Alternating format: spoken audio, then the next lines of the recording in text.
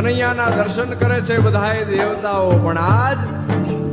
આજ તો દેવોનો દેવ મહાદેવ હિમાલય ઉપરથી બાળ કાનુડાના દર્શન કરવા માટે થઈને આવ્યો છે. मेरे भोला मेरे भोला मेरे भोला मेरे, तू ही अंधेरा तू ही सवेरा है, देवों का भी दानव का भी तू पूजा है, मानवता की तू